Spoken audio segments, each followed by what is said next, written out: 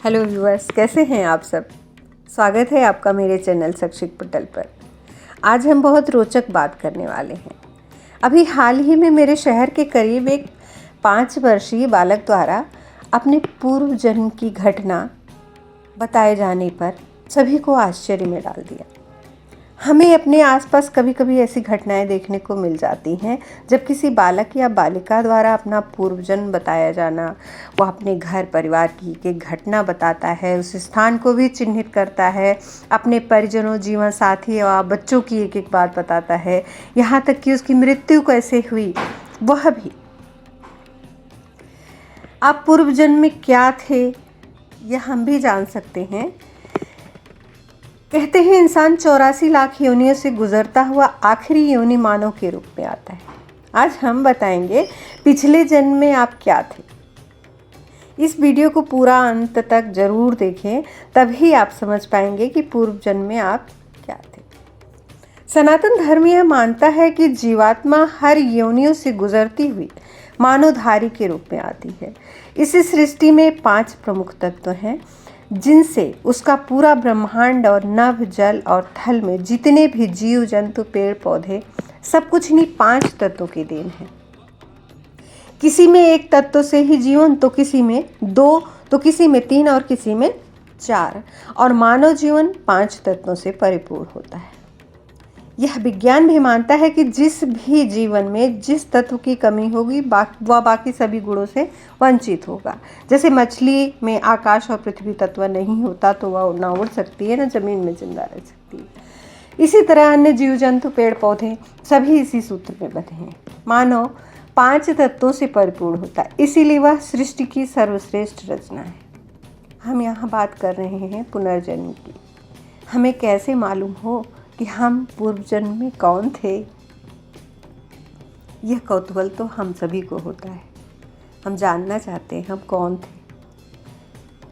आपको पता ही है कि जब कोई नया शिशु का आगमन होता है तब उसे नवजात, इसीलिए नामकरण, अन्नप्राशन और बाकी संस्कार दिए जाते हैं ताकि पूर्व जन्म के हिंसक अज्ञानता को दूर कर पूर्ण मानव बनाया जा सके संस्कारों के माध्यम से।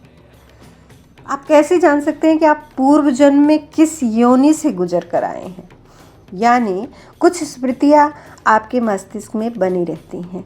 प्रत्येक में जिस किसी भी जीव के गुण ज़्यादा होंगे या कम होंगे, पुनर्जन्म की स्मृति वर्तमान जीवन में आपके स्वभाव से परिलक्षित हो।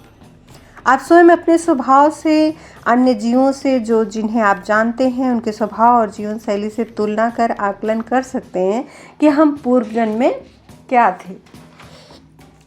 ये जानने के लिए सभी का अपना अपना स्वभाव होता है। मानव को सभी जीव जंतुओं के पूर्व जन्म के संचित प्रारब्ध होते हैं जो हमारी मेमोरी में संचित रहते हैं। उन्हीं संचित कर्मों और आदतों को नियंत्रित करने का नाम संस्कार और योग है।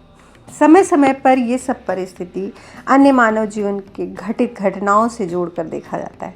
वर्तमान और आने वाले जीवन में पूर्व जन्म में आप क्या थे, यह मस्तिष्क पटल में संचित तो रहता है, लेकिन ईश्वर ने व्यवस्था दी है कि वह पूरी याददाश्त हमें विस्मृत हो जाती है। और अगर विस्मृत ना हो तो कल्पना कीजिए क्या होगा। हम अपने पूर्व जीवन में जाना चाहेंगे क्योंकि हमें उससे ज़्यादा मोह होगा और वर्तमान जीवन को ठीक तरह से जी भी नहीं पाएंगे। लेकिन 5 वर्ष तक के सभी बच्चे को अपने पूर्व जन्म की बातें लगभग याद रहती हैं और वो जब तक बालक बोल नहीं पाता तब तक तो पूरी की पूरी याद रहती हैं। जैसे जैसे उसकी उम्र बढ़ती है वह इस दुनिया की बातों को सीखने में लग जाता है, पूर्व जन्म की बातों को भूल जाता है। आप कल्पना करिए कि हमारी पुनर्जन्म की याददाश्त पहले जैसी इस जन्म में भी होती तो इस सृष्टि का हाल सहज अनुमान लगा सकते हैं आप। हमारे परिवार, नात, रिश्तेदार, मित्र, जान पहचान के लोग पूर्व जन्म में भी हमारे साथ किसी न किसी रूप या रिश्ते में थे, तभी तो सभी का व्यवहार एक सा नहीं रहता। और कभी कभी कोई अजनबी जो आपसे राह चलते टकरा जाए या मिल जाए वो अपना सा लगता है। कभी कभी हम उससे मित्रवत हो जाते हैं। यह पूर्व जन्म का ही संबंध होता है। पूर्व जन्म को जानने के लिए हम क्या थे, अपनी आदतों और स्वभाव को बारीकी से देखने पर, खुद पर नज़र रखने से आपको कुछ समय बाद खुद ही आभासित होने लगेगा कि हम क्या थे। और दूसरा मार्ग है, इसका योग के माध्यम से आप अपनी मेमोरी को जितना खाली और डिलीट करते जाएंगे, उतना आपका जीवन हल्का और आनंदित होता जाएगा। जितना आप अपने आप को रिलैक्स, सहज रखेंगे, उतना ही आप इन सब चीज़ों को जान पाएंगे। आप फिर सहज तरीके से अपने पिछले और अगले जन्म को बेहतर समझ पाएंगे। तो प्रयास कीजिए कि आप यह जानने की कि आप पूर्व जन्म में क्या थे। धन्यवाद। शैक्षिक पटल को सब्सक्राइब करें, वीडियो को लाइक, शेयर और कमेंट करें।